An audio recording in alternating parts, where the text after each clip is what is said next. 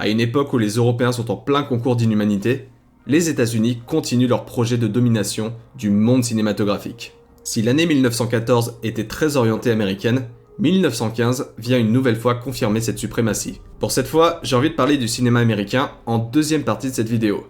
Ce tour d'horizon de 1915, on va le commencer en France, avec un film sorti en 1914, à côté duquel je suis passé complètement à côté. C'est la première fois de l'émission que je fais un rattrapage, et je trouve que ça vaut le coup, car on va reparler d'un film de Alfred Machin. Ce film s'intitule Maudite soit la guerre, et il est considéré comme le film le plus ambitieux et abouti de son auteur. Avec une durée de quasiment 1 heure, c'est un film qui malheureusement m'accroche moins que ses courts-métrages précédents, que je trouve bien plus court, bien plus digeste et bien plus impactant visuellement. On a toujours une gestion de la couleur assez particulière, mais en me renseignant sur le film, j'ai à peu près compris le processus. Alfred Machin, c'est un réalisateur de l'écurie Pathé, entreprise française qui a démocratisé la colorisation au pochoir. Globalement, on colorise le film après le tournage, en post-production, image par image. Pas à la main évidemment, depuis le temps on a mécanisé le système, mais ça reste très artisanal et surtout très chronophage. On utilisait donc cette technique avec parcimonie, pour mettre en valeur des choses bien précises. Alfred Machin pour le coup, une grande partie de son film est pochoirisée. Là où les autres cinéastes utilisent le pochoir comme un gadget esthétique, Alfred Machin l'utilise comme un vrai outil narratif et émotionnel, à l'image du cinéma italien de la même époque. Les scènes de guerre que réalise Alfred Machin baignent dans un rouge très prononcé. En plus d'être vraiment beau, ça crée une ambiance crépusculaire, voire apocalyptique, démontrant visuellement l'enfer humain que représenterait une éventuelle guerre mondiale, 2 mois avant l'éclatement de la Première Guerre mondiale. Je trouve cette anecdote assez dingue. Le film prend d'un coup une dimension prémonitoire et ça rend son propos de fond extrêmement pertinent. Les flashs rouges pour représenter les coups de canon, les effets spéciaux très solides quand il s'agit de représenter des batailles aériennes, des charges de cavalerie vraiment impressionnantes et la récurrence des moulins qui se poursuit, devenant un bastion de résistance face à tout un régiment, le film est très riche de représentations militaires. Toute cette partie du film est très plaisante à suivre. Le reste du film est beaucoup plus modeste, et honnêtement, je m'y ennuie pas mal. Et ce sera malheureusement le seul film français dont on parlera ici. Même pas français en plus, car ayant été produit par Pathé Belgique, une filiale de Pathé. Le film est donc techniquement un film belge. Et concernant le cinéma italien, lui qui était si imposant il y a encore 1 an, dès 1915, s'est vraiment effondré. Lui qui était très dépendant des revenus générés par les exportations internationales des films, toute l'industrie se retrouve en crise économique. À cause de l'entrée en guerre de l'Italie en 1915, nombre de techniciens, comédiens et réalisateurs se retrouvent du jour au lendemain dans une tranchée, Carcano modèle 91 à la main. Le prix des matières premières indispensables à la création cinématographique devient très cher, et certains studios majeurs du cinéma italien tels que Cines, Ambrosio ou Italafilm doivent se reconvertir ou mettre la clé sous la porte. C'est déprimant. Les 2 films italiens que j'ai vus pour cette année, Assunta Spina et Diana la Fascinatrice, ne sont pas forcément mauvais, mais si loin des ambitions d'antan. On est face à un cinéma bien plus resserré, bien plus intimiste, qui se repose principalement sur le jeu d'acteurs. Même en termes de mise en scène, c'est vraiment pauvre. À aucun moment ces films ne parviennent à me saisir. Évidemment, je peux aimer des films plus modestes et introspectifs, l'ampleur d'un film n'est en aucun cas un critère de qualité pour moi. Ces 2 films auraient pu m'avoir si au moins la mise en scène portait un peu l'ensemble. Pour ma part, ce n'est malheureusement pas le cas. Il y a quand même un film qui vient nuancer mon propos, que je n'ai malheureusement pas vu, car n'existant aucune copie de qualité potable, et ce film c'est Philibus, un film d'aventure et de science-fiction apparemment très inventif visuellement et avec une vraie vitalité, mais il est très probablement bien plus proche de l'exception que de la règle. Avant de décoller aux États-Unis, j'aimerais que l'on passe par la Russie. En 1915, le cinéma russe reste très solide, avec de belles propositions cinématographiques. Pour l'année 1915, j'aimerais que l'on parle de 2 films de Yevgeny Bauer. On a déjà parlé de ce cinéaste en 1913 à travers le film Twilight of a Woman's Soul, un film dont je saluais l'ambition visuelle, sa manière de filmer l'urbain, la noirceur de son récit et la mobilité de sa caméra. Daydreams, c'est le prolongement de sa démarche. Le film commence et dès le premier plan, on sent que ça ne va pas être drôle. Yevgeny Bauer va nous faire suivre le deuil de Sergueï, devant surmonter la mort de son épouse. Ce deuil ne sera pas facile, Sergueï alternant entre douleur, nostalgie, obsession et moments de psychose. Dès le début du film, il y a tout de suite une émotion qui se crée. Le jeu d'Alexandre Viburov est tout en retenue, et enfin, on fait confiance à l'intelligence émotionnelle du spectateur pour imaginer ce que le personnage traverse, la lenteur de ses gestes, l'intensité dans son regard, et ça me suffit à rentrer en empathie avec lui. Ces émotions font vrai et me sont donc communiquées de façon beaucoup plus efficace. Dans la deuxième scène, c'est le travail du cadre qui va prendre le relais. Sergueï marche lentement, en contre-plongée, souvent à l'ombre, et ne croise quasiment personne. J'y ressens à la fois cet isolement et cette sensation d'être écrasé par le poids du deuil. Un peu plus loin dans la scène, Sergei croise une comédienne de théâtre et est persuadé d'y reconnaître sa femme. C'est le début d'une obsession maladive autodestructrice. On enchaîne par une scène de spectacle que je trouve d'une élégance assez démente, déjà par la beauté du lieu et surtout par la scénographie. À la fois sinistre, mais aussi très solennelle je trouve, où l'on abandonne la peur pour pleinement embrasser la tristesse de sa mortalité. Ça me donnerait presque envie d'aller voir cette pièce. Malheureusement, je trouve que le reste du film n'est pas de ce niveau. On tourne beaucoup en rond, comme une spirale descendante vers les abîmes de la dépression et de la démence, mais les scènes qui se veulent émotionnellement et esthétiquement puissantes manquent cruellement d'intensité selon moi. La fin est assez surprenante en termes d'imagerie et de cruauté, mais n'amène pas à grand chose, le film se finissant littéralement là-dessus. Ça reste très bon et vraiment engageant, mais loin d'être aussi bon que le deuxième film. After Death est, je trouve, supérieur à Daydreams sur quasiment tous les points. Le film nous fait suivre Andrei, jeune solitaire tombant amoureux de Zoya, lors d'une soirée où il a été quasiment emmené de force. Andrei est amoureux, mais il est jeune, inexpérimenté, et est terrorisé à l'idée de s'engager dans une relation. Il rejette donc violemment les avances de Zoya lors d'un rendez-vous. Quelques jours plus tard, Andrei apprendra le suicide de Zoya et va devoir réussir à vivre avec cette terrible culpabilité. Yevgeny Bauer m'inquiète un peu, je vais pas vous mentir. La noirceur, la cruauté et la profondeur psychologique de ces deux films sont vraiment surprenantes. Mais là où Daydreams était peut-être un peu trop classique en des termes formels, After Death, c'est l'occasion pour le cinéaste de se surpasser en termes de mise en scène et de narration visuelle. Dès le début du film, on a ce plan. Même sans se renseigner sur les thématiques du film, le cadre qui enferme parfaitement Andrei et ce jeu de pénombre nous dit tout ce qu'il y a à savoir sur sa solitude et son isolement. On arrive à la scène de la fête, et là le travail de la caméra est admirable. Elle est fluide et elle se balade entre les différentes personnes. On a probablement le premier plan séquence de l'histoire du cinéma. Cette caméra qui fait de longs panoramiques permet au spectateur d'être vraiment immergé dans la scène. On n'a plus cette impression que l'existence du lieu que l'on filme dépend de l'existence de la caméra, et ça crée un vrai sentiment de véracité. Il y a aussi pas mal de gros plans sur les visages des protagonistes, quelque chose que je voyais que trop rarement jusque-là. Il y a dans ce film la volonté de saisir au mieux l'émotion, des émotions parfois très justes, le regard de Andrei qui nous fait ressentir la naissance d'une obsession amoureuse fonctionne hyper bien, et certains gros plans qui mettent juste mal à l'aise. On avance un petit peu, Andrei se refuse à Zoya, et Zoya décide de mettre fin à ses jours avec du poison. La scène où l'on voit Zoya passer à l'acte est un flashback raconté par la sœur de Zoya. Frankenstein, sorti en 1910, m'avait donné à voir le plan le plus flippant de l'émission. Et c'est en 1915 que ce plan est détrôné.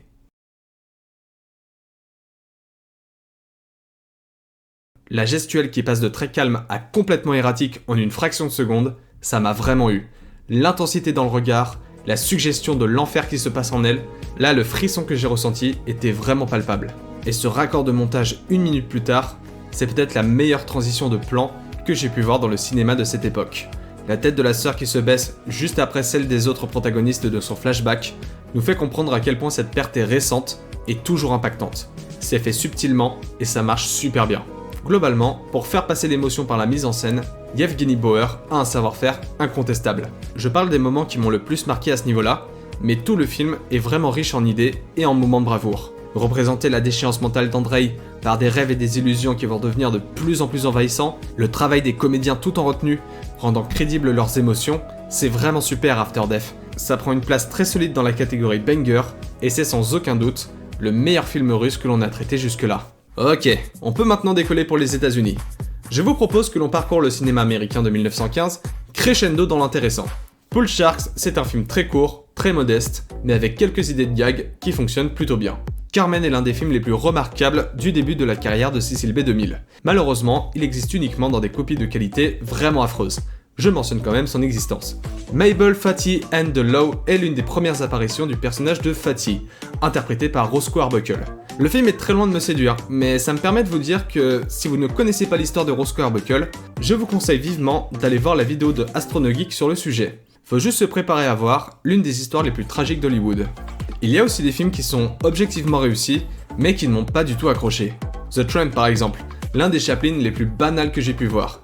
Il est vrai que c'est très difficile de passer après le génialissime Tales Punctured Romance, et c'est aussi le cas de A Night in the Show. Je retiens surtout le chaos final qui arrive à me faire un peu rire, mais c'est très loin d'être un Chaplin marquant. A Woman c'est un peu plus généreux, et on a l'une des meilleures bagarres en termes de chorégraphie. Il y a de vrais échanges de coups assez créatifs, des astuces de montage assez intéressantes, ce film me reste un peu plus en tête. Donc ouais, Chaplin en 1915, c'est assez décevant je trouve. Rien qu'il ne se rapproche du grandiose et de la créativité comique de Tidy Punctual Romance ou même de Mabel at the Wheel. A Fool Was There aussi, ça ne m'a vraiment pas accroché. C'est un film qui a une vraie audace thématique, n'hésitant pas à aller dans le dur, mais ne faisant vraiment pas grand chose en termes de mise en scène. The Cheat, réalisé par Cecil B. DeMille, il y a deux scènes qui m'ont vraiment marqué. On va suivre Edith, bourgeoise ayant fait une grosse erreur financière, obligée d'emprunter auprès d'un riche marchand asiatique. Marchand un poil trop possessif. Tout le film s'agrémente de quelques effets de mise en scène très réussis, mais la première scène qui marque vraiment, c'est quand le marchand va marquer au fer rouge l'épaule d'Edith. La scène est vraiment violente, la pièce est exiguë, ne laissant aucune échappatoire, on devine la cruauté du marchand et la douleur d'Edith par leurs expressions faciales, la caméra va se mettre très proche de l'action. Aucune distance ne nous est permise envers ce qui nous est montré. Edith finit par s'en sortir en tirant sur le marchand. Bien évidemment, le marchand accuse Edith et on arrive à une scène de tribunal très réussie. Même si tu n'as quasiment rien suivi de l'intrigue, ce qui est mon cas, la scène arrive quand même à te saisir. Le rythme de montage parvient à conserver un bon niveau de tension et de suspense, les comédiens vont vraiment bien porter la charge émotionnelle et les enjeux narratifs de la scène, l'intérieur est vraiment imposant, la foule est conséquente, en plus du plaisir visuel, ça souligne l'importance de ce qu'il se déroule ici. Et quand Edith prend toute l'attention en révélant l'élément qui mènera le marchand à sa perte, émotionnellement il y a un truc qui se passe. C'est puissant, c'est exaltant, c'est même badass, n'ayons pas peur des mots. Le film se termine bien avec un chaos général dans la pièce. Vous savez que j'adore ça, et effectivement, ces derniers plans vont me rester en tête. The Cheat, c'est pas mal, mais pour l'instant, je trouve que Cecil B. DeMille ne se démarque pas encore de ses collègues. Quoi qu'il en soit, j'ai quand même hâte de voir l'évolution de son cinéma.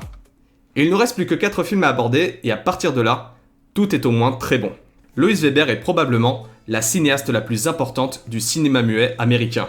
La première à être en pleine maîtrise de son processus créatif, à la fois économiquement et artistiquement. La première cinéaste à diriger un grand studio de cinéma. À une époque où les États-Unis sont en plein bouleversement féministe, Lois Weber, de par son statut et de par la portée politique de ses films, deviendra également une icône de la lutte féministe américaine. C'est en 1913 qu'elle commence la réalisation avec le court-métrage Suspense. On en a déjà parlé il y a 2 épisodes, c'est un film qui fait preuve de beaucoup d'inventivité dans ses choix de cadre et avec un montage particulièrement efficace. Et c'est en 1915 qu'elle sort son premier moyen-métrage avec une vraie résonance politique. Le fameux Hypocrite. On est sur une critique assez frontale du puritanisme religieux dans un Moyen-Âge fantasmé et métaphorique. C'est dans ce cadre qu'un artiste pasteur va décider de présenter une œuvre profondément choquante. Une statue de femme complètement dénudée. Avant de parler de la réaction du public, j'aime beaucoup ce que fait la caméra. Un immense panoramique pour que l'on voit distinctement la diversité de la foule et pour anticiper comment cette foule va appréhender cette œuvre. Et lorsque l'œuvre est révélée, les réactions sont très mitigées. Certaines femmes vont hurler de joie, d'autres seront sceptiques, certains seront mal à l'aise, mais c'est bien sûr la réaction des instances religieuses qui nous intéresse. Du choc, de la colère, voire de la terreur. Eux qui prêchent la sainte parole, défenseurs de la vérité, se retrouvent complètement démunis quand cette vérité, la dimension charnelle, sans être forcément érotique, du corps féminin, leur est montrée frontalement. C'est ce que Lois Weber dénonce à travers son film, l'hypocrisie d'une autorité qui refuse de regarder en face une autre facette de l'œuvre de Dieu. Une autorité qui choisit arbitrairement ce qui est sain ou scandaleux, selon un prisme exclusivement masculin. Hypocrite, c'est un film qui a été censuré dans de nombreuses villes, et même dans certains états des États-Unis. La mise en abîme n'en est que plus puissante. Le gouvernement américain de l'époque a réagi de la même manière que les instances religieuses du film. D'ailleurs, ce n'est pas que pour la frontalité de son message que le film a été censuré. C'est également le premier film à montrer de la nudité. Dans la suite du film, que je trouve malheureusement beaucoup moins passionnante, on a une figure spectrale, personnification de la statue, qui manifestera sa présence qu'auprès de ceux qui osent la considérer. Bref, Hypocrite c'est un pari audacieux de la part d'une jeune cinéaste, mais une réussite totale. Une réussite thématique, mais surtout, une vraie réussite cinématographique. Les 2 films suivants sont vraiment très bons, mais j'ai moins à dire dessus. Dans l'épisode précédent, j'avais rapidement évoqué Figure de cire, réalisé par Maurice Tourneur. Dès le début de la guerre, le cinéaste décide de partir pour les États-Unis, avec l'espoir de pouvoir faire des films dans un contexte et un environnement un peu plus stable. En 1915, il sort le film Alias Jimmy Valentine, et c'est vraiment très chouette. C'est un film doté d'un scénario vraiment prenant, de dialogues très bien écrits, arrivant à me faire rire, et surtout avec des choix de cadre vraiment remarquables. Ce plan en contre-plongée pour filmer le braquage de banque est génial d'inventivité. Un des plans les plus ludiques à suivre, un plan quasiment jeu vidéo en fait. On va beaucoup s'amuser avec le décor, avec les murs, avec les portes. Tout se passe en temps réel et la tension fonctionne super bien. Le film est très plaisant à suivre dans sa globalité, mais je n'ai pas grand chose à en dire. Disons qu'il s'exprime très bien de lui-même. Pareil pour Regeneration, réalisé par Raoul Walsh, un des tout premiers films de gangsters de l'histoire. Dès les 5 premières minutes, le film fait preuve de beaucoup de modernité, à la fois dans ses cadres et dans son montage. Il gère très bien son espace, il a des idées de raccord dans son découpage assez créatives, et même visuellement ça détonne.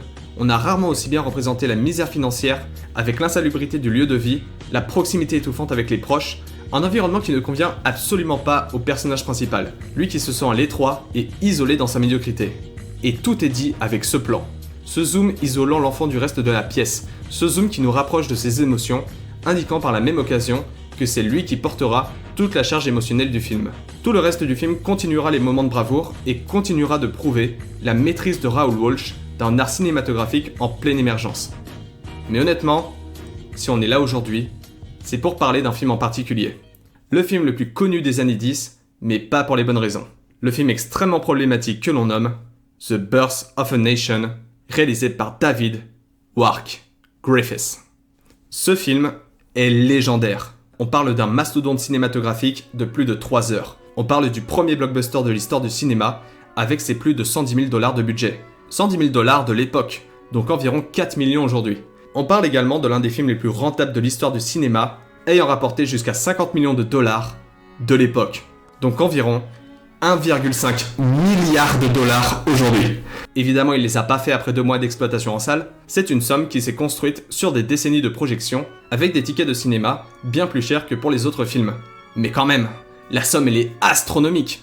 C'est une somme dont seuls James Cameron et la Chine sont aujourd'hui capables. On parle aussi du premier film accompagné d'une bande originale. Et ça fait un bien fou d'enfin voir un film sans être plongé dans le silence. Mais évidemment, ce n'est pas pour ça que le film est connu.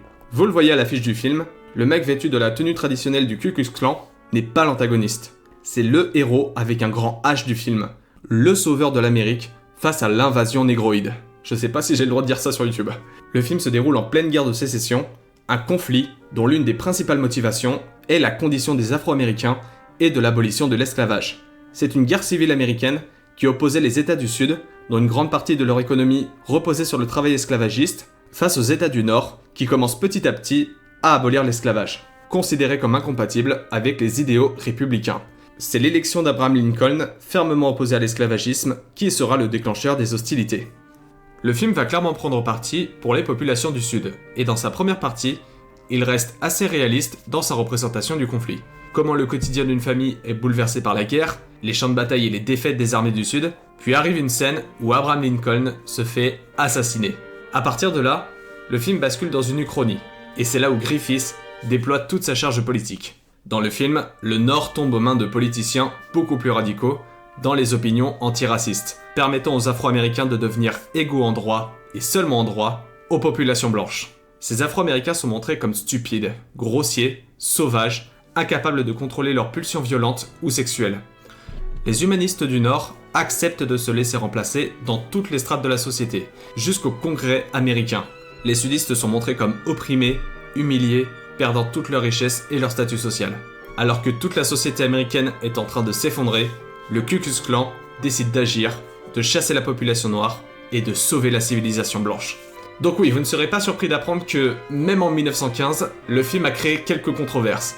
Dans un pays qui comptait environ 100 millions d'Américains à l'époque, entre 25 et 50 millions d'entre eux sont allés voir le film dans sa première décennie d'existence. La presse des États du Sud parle de Griffiths comme d'un Shakespeare du cinéma, et le mouvement du Ku Klux Klan regagne une vitalité sans précédent. Même dans les États du Nord, les polémiques sont modestes, quasiment exclusivement organisées par des groupes afro-américains. Faut bien comprendre qu'on est 50 ans avant Martin Luther King. Le racisme y est structurel, extrêmement violent, et au-delà de ça, au-delà de toutes ces considérations morales et sociales, si les gens ne se sont pas beaucoup indignés à la sortie du film, c'est parce que Birth of a Nation est un putain de bon film. À l'époque, c'est une claque esthétique et technique majeure. C'est une telle révolution dans le monde du cinéma que l'aspect raciste du film est passé au second plan. Et c'est enfin là que je commence à parler de cinéma. Oui, Birth of a Nation est vraiment bien. Mais ce n'est pas un film qui me marque autant visuellement que le X Mystérieux. Ce n'est pas un film qui me divertit autant que Timeless Pictured Romance. Ce n'est pas un film qui m'émeut autant qu'After Death. Et ce n'est pas un film qui m'impressionne autant qu'Atlantis en matière de grand spectacle. Mais c'est très bien quand même. On s'investit volontiers dans les enjeux du film. La copie est de très bonne facture, la musique est excellente, et la mise en scène de Griffith, bien que très classique je trouve dans la globalité du film, permet tout de même de créer des moments, des séquences qui vont me rester en tête. À commencer par la représentation des batailles, qui sont vraiment spectaculaires. Elles sont d'une ampleur inédite et pourtant parfaitement ordonnées, permettant à certains plans de ressembler à de vraies toiles de maître. Il y a une énergie et une viscéralité qui s'en dégagent. On sent l'investissement des comédiens à tout donner, que ce soit physiquement ou vocalement, pour que les scènes de bataille soient le plus crédibles possible. Et pour l'instant, c'est sans aucun doute les meilleures scènes de bataille que j'ai pu voir du cinéma de cette époque. Mon pseudonyme n'étant pas la bagarre pour rien, le deuxième aspect du film qui m'a vraiment réveillé et dont j'ai vraiment envie de vous parler, c'est cette scène de bagarre. Idéologiquement, elle est cauchemardesque, mais formellement, c'est le premier combat au corps à corps où l'on va réellement travailler une chorégraphie. Et ça marche super bien. Les échanges de coups sont variés et font tout leur possible pour être crédibles. On va utiliser tout ce que le décor permet de faire, que ce soit avec les bouteilles, avec les chaises, avec la fenêtre, avec un raccord de montage qui marche super bien. Une bonne bagarre au cinéma demande de répondre à 2 questions de mise en scène, 2 questions de réalisation et éventuellement une question de narration. Pour moi dans cette scène, 4 de ces questions ont été répondues avec rigueur et inventivité. Et pour le spectateur névrosé au combat au corps à corps que je suis, c'est un pur plaisir. Mais ce n'est même pas la scène qui m'a le plus marqué. Vers le climax du film, Griffith se fait plaisir avec un de ses motifs préférés, le home invasion. C'est avec ce genre de scène que Griffith est devenu pour moi l'un des réalisateurs les plus doués des années 10. C'est devant ces scènes que je ressens les émotions les plus intenses et viscérales du cinéma des années 10. Et sa manière de gérer la tension dans le climax de Naissance d'une Nation est démente. L'environnement claustrophobique, les rapports de force complètement déséquilibrés, le rythme de montage absolument parfait, la longueur de la scène, le talent des comédiens, tout est impressionnant d'efficacité. Et on a fait à peu près le tour de ce que j'avais à vous dire sur Naissance d'une Nation et a fortiori de l'année 1915. C'était très long. C'était vraiment long, mais j'espère que ça valait le coup. J'espère que ça vous aura plu, et j'espère avoir le temps de sortir le prochain épisode le mois prochain. Entre mon taf qui me prend plus que 35 heures par semaine, l'entretien de ma vie sociale et mon addiction à Battlefield 6, c'est difficile de trouver le temps. Mais enfin, trêve de complaintes, je vous donne rendez-vous pour je ne sais quand afin de parler des films de 1916, et d'ici là, je vous souhaite une bonne journée. Et le mouvement du Ku Klux Klan, et le mouvement du Ku Klux Klan, et le mouvement du Ku Klux et le mouvement du Ku Klux Klan, et le mouvement du Ku Klux... Putain, j'arrive pas avec ce mot de con.